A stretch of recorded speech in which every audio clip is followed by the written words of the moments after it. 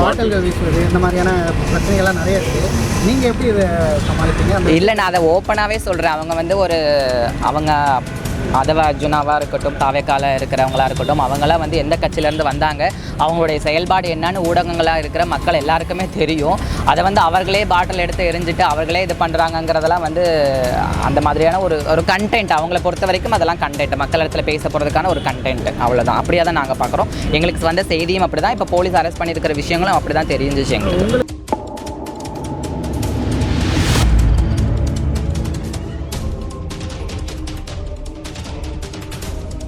செஞ்சுட்டீங்க, எப்படி இருக்கு? ப்ளஸ் முக்கியமான தொகுதி ஆதவ அர்ஜுனா நிற்கிறாங்க அப்படின்ற ஒரு இதுவும் இருக்கு. எப்படி பார்க்குறீங்க இந்த எல்லாம்? அது என்ன, ஆதவ அர்ஜுனா நிற்கிறதுனால இது முக்கியமான தொகுதியாக தான் சொல்கிறாங்க, ஸ்டார் தொகுதியாக அவங்க சொல்லிக்கிட்டாங்கன்னா அப்படிலாம் நம்ம நினைக்க முடியாது. நாங்கள் நிற்கிறனால தான் ஸ்டார் தொகுதின்னு நாங்கள் கேள்விப்படுறோம்.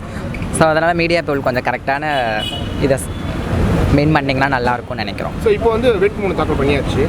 அடுத்த கட்டங்கள் என்னென்ன? நாங்கள் பொதுவாக பரப்புரைக்கு போயிட்டுருக்கோம். மக்களிடத்தில் வந்து நாங்கள் துண்டறிக்கைகளை கொடுத்து நாம் தமிழர் கட்சி ஆட்சிக்கு வந்தால் என்ன மாதிரியான முன்னேற்பாடுகளை செய்கிறோம் அப்படிங்கிறதான விஷயங்களை சொல்லி வாக்குகளை சேகரிச்சுட்ருக்கோம். ஸோ உங்களுக்கு போட்டியை யாரை பார்க்குறீங்க? திமுக நிற்குது, அதிமுக நிற்கிறாங்க, டிவிகே நிற்குது, யார் உங்களுக்கு? எங்களுக்கு எப்போவுமே போட்டி திராவிட கட்சிகள் தான். மற்ற 3 கட்சிகளுமே உங்களுக்கு தெரியும் திராவிட கட்சிகள். நாங்கள் தமிழ் தேசிய கட்சி. எங்களுக்கு எல்லாரும் சொல்லலாம் 4 முனை போட்டி 5 முனை போட்டின்னு. எங்களுக்கு 2 போட்டிகள் தான், தமிழ் தேசியம் திராவிடம், இது 2க்கு தான் போட்டி. அது நாங்கள் தமிழ்நாட்டு மக்களுக்காகவும் தமிழர்களுக்காகவும் யார் வேணுமா வந்து இங்கே வாழலாம், ஆனால் தமிழ்நாடுகள் தான் ஆளணும் அப்படிங்கிற கோட்பாடோடு நாங்கள் முன்னெடுத்துட்ருக்கோம். சீமானவர்கள் என்ன சொன்னாங்க உங்ககிட்ட? வேட்புமனு தாக்கல் செய்ய போகிறோம், எல்லாரும் தமிழ்நாடு ஃபுல்லாக எல்லாரும் ஆரம்பிச்சிங்க, எப்படி என்ன சொன்னார் சீமான்? ஏன் ஒரு பிளெஸிங் பண்ணி தான் அனுப்பினார் அண்ணா. களத்தில் இறங்கி மக்களாக போராடுங்க, மக்களுடைய மனசில் இடம் பிடிங்க, மக்கள் கண்டிப்பாக நமக்கு வாய்ப்புகளை கொடுப்பாரு அப்படின்னு சொல்லி மக்களுடைய ஏன் நீங்கள் பார்த்தாலே தெரிஞ்சிருக்கும். ரொம்ப வரவேற்பு, ரொம்ப சப்போர்ட். ஏன்னா நம்மளுடைய முன்னேற்பாடுகளே வந்து இலவசத்தை நோக்கி இல்லை. நம்ம ஃபர்ஸ்ட் ஆஃப் ஆல் நம்ம வந்து ஒரு மக்களுடைய சேவையில் இருக்கனால அவங்களுக்கு நாங்கள் ஆட்சிக்கு வந்தால் எந்த மாதிரியான விஷயங்களை செய்வோம், விலைவாசிகளை கம்மி பண்ணுவோம். இலவசமாக நாங்கள் கொடுக்குறது என்னென்னு பார்த்தீங்கன்னா குடிநீர், மருத்துவம், இந்த மாதிரியான விஷயங்களை முன்னெடுக்கிறதுனால மக்கள் நல்லா வரவேற்கிறாங்க, புரிதலோடு பார்க்குறாங்க. மக்கள் சந்திப்புலாம் நடத்தியிருக்கீங்க, மக்கள்கிட்ட எந்த மாதிரியான ஆதரவு வந்திருக்குன்னு நினைக்கிறீங்க?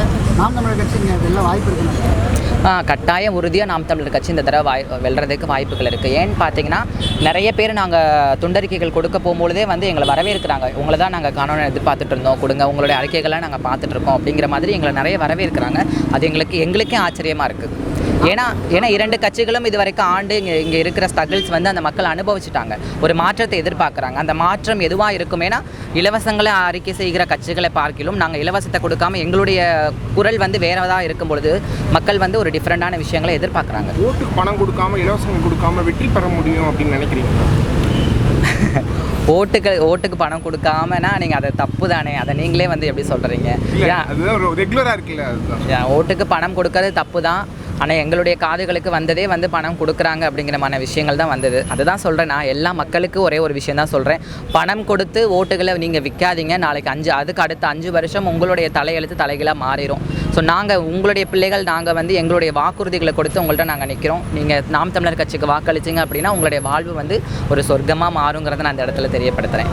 உங்கள் வாக்குறுதி எதுவுமே வந்து பார்த்திங்கன்னா மக்களுக்கு வந்து இந்த கவர்ச்சியான ஒரு வாக்குறுதி மாதிரி இதை பார்த்த உடனே அவங்களுக்கு பிடிக்கிறது. இப்போ குறிப்பாக சமீபத்தில் திமுக வந்து 8000 கொடுக்குறாங்க, என்ன வேணால் வாங்கிக்கலாம். அப்புறம் 2500 2000 இலவச பேர், இந்த மாதிரி நிறைய விஷயங்கள் இருக்குது. அந்த மாதிரி எந்த ஒரு வாக்குறுதியும் இல்லாமல் எப்படி மக்களுக்கு நாங்கள் கவர்ச்சி, கலை, இந்த மாதிரியான விஷயங்கள்லாம் இல்லை. மக்களுக்கு அடிப்படை தேவையான வாக்குறுதிகளை கொடுக்குறோம். அதை புரிதலான மக்கள் இருக்காங்க. அதை புரிந்துக்கிட்டு தான் போன தடவை 8% வாக்குகள் அளித்து நாம் தமிழர் கட்சி ஒரு அங்கீகரிக்கப்பட்ட கட்சியாக ஆணுச்சு. அதே மாதிரி இந்த தடவையும் அப்படி தான். நாங்கள் அடிப்படையான மக்கள் தேவை என்ன, தண்ணி, அதாவது நீங்கள் 2000 2500 கொடுத்துட்டு இருக்கிற விலைவாசிகள் எல்லாத்தையும் ஏற்றிடுவீங்க. ஏற்றிட்டு அது ஒரு நாள் செலவுக்கு கூட 2000 2500 எங்களுக்கு பத்தாது மக்களுக்கு, புரியுதுங்களா? நாங்கள் ஆட்சிக்கு வந்தால் அனைத்து மக்களுக்குமே சரி மாதம் 10,000 அவங்க ஏர்ன் பண்ணுற மாதிரியான அவங்களோட தற்சாப்பு பொருளாதாரத்தை நாங்கள் மேம்படுத்துவோம். அப்படி இருக்கும் பொழுது நாங்கள் விலைவாசிகள் எல்லாம் கம்மியாயிடும். இப்போது தற்சாப்பு பொருளாதாரம்னா இப்போ விவசாயத்தை நாமளே பண்ணி கொள்முதல் பண்ணும் பொழுது விலைவாசிகள் எல்லாம் கம்மியாயிடும். மருத்துவம் நாங்கள் இலவசமாக கொடுக்குறோம். மக்கள் அடிப்படை தேவை எதுக்காக அவங்க சம்பாதிக்கிறாங்கன்னா கல்வி, பிள்ளைகளுக்கு ஃபீஸ் கட்டணும்னு தான் ரொம்ப கஷ்டப்பட்டுட்டு இருக்காங்க. அப்புறம் மருத்துவத்துக்காக தான் இன்றைக்கி அநேக காசை கொண்டு போய் கொட்டுறாங்க. ஏன்னா உணவு சரியில்லை, காற்று நஞ்சாக இருக்குது, தண்ணி சுத்தம் இல்லை. இதனால் வந்து நிறையா பாக்டீரியாஸாக வந்து அந்த ஹாஸ்பிட்டலுக்கு தான் போய் அந்த காசெல்லாம் செலவு பண்ணுறாங்க. அப்படிங்கும் பொழுது நாங்கள் அதை எல்லாத்தையுமே உங்களுக்கு சுகாதாரமாக நம்பர் 1 குவாலிட்டியில் இலவசமாக கொடுக்குறோம். சுகாதாரமான கல்வி, மருத்துவம், தண்ணி எல்லாத்தையும் இலவசமாக கொடுக்கும் பொழுது நாங்கள் மாதம் 10,000 கொடுக்கறது கூட அந்த மக்கள் சேவிங்ஸ்க்காக தான் வச்சுப்பாங்களே தவிர அதுக்கு அவங்களுக்கு பெருசாக செலவுகள் இருக்காது. அதை தான் நாங்கள் தெரியப்படுத்துகிறோம். விரிவாக்கத்தில் மக்கள் சந்திப்பெல்லாம் நடத்திட்டீங்க, நிறைய இடத்துக்கு போய் வந்திருக்கீங்க. இங்கே வந்து பிரதான பிரச்சனையாக எதை நினைக்கிறீங்க? நாம் தமிழர் கட்சி எப்படி தீர்க்கும்? ஏன் இங்கே பிரதான பிரச்சனை ஆல்ரெடி நிறையா இருக்குது. இங்கே மழை தண்ணி வந்துச்சுன்னா நிறையா வீடுகளுக்குள்ளே போகுது. அதற்கான வாய்க்கால்களை நாங்கள் கட்டி அமைச்சு கொடுப்போம். முக்கியமாக மது ஒழிப்பை தான் இங்கே நாங்கள் மெயினாக எடுப்போம். நிறைய இளைஞர்கள் நிறைய பாதிப்படைகிறாங்க.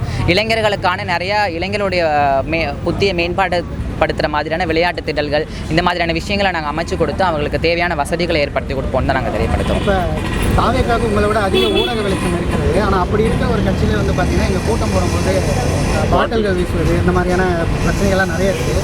நீங்கள் எப்படி இதை சமாளிப்பீங்க? இல்லை, நான் அதை ஓப்பனாகவே சொல்கிறேன். அவங்க வந்து அவங்க அதவ அர்ஜுனாவாக இருக்கட்டும், தாவேக்கால இருக்கிறவங்களா இருக்கட்டும், அவங்களாம் வந்து எந்த கட்சியிலேருந்து வந்தாங்க, அவங்களுடைய செயல்பாடு என்னன்னு ஊடகங்களாக இருக்கிற மக்கள் எல்லாருக்குமே தெரியும்.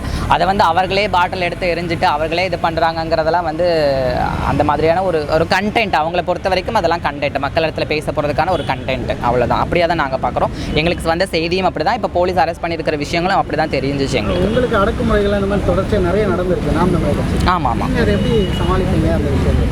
ஏன் அடக்குமுறை எங்களுக்கு இப்போன்னு இல்லை, அப்போலேருந்து வந்துட்டு தான் இருக்குது. நாங்கள் அங்கீகரிக்காத படாத ஒரு தலைவராக வச்சு நாங்கள் இந்த அளவுக்கு முன்னேறி வந்திருக்கோம். அங்கீகராதப்பட்ட கொடியை நாங்கள் இந்த அளவுக்கு 8% வாக்குகளை கொண்டு இந்த இடத்துல நாங்கள் நிலச்சி நின்றுட்டுருக்கோம். அப்படி பார்க்கும்பொழுது எங்களுக்கு ஸ்டார்டிங்லேருந்து எங்களுக்கு அடக்குமுறை இருந்துட்டு தான் இருக்குது. ஆனால் நாங்கள் அதை வெல்றதுக்காக தான் இருக்கோம். இது ஒரு பெரிய அபலமான கேள்வி. தமிழ்நாட்டில் தமிழர்களுக்காக எழும்புகிற ஒரு கட்சி அடக்குமுறை நீங்கள் சொல்கிறதே பெரிய கேள்விக்குரியதாக இருக்குது.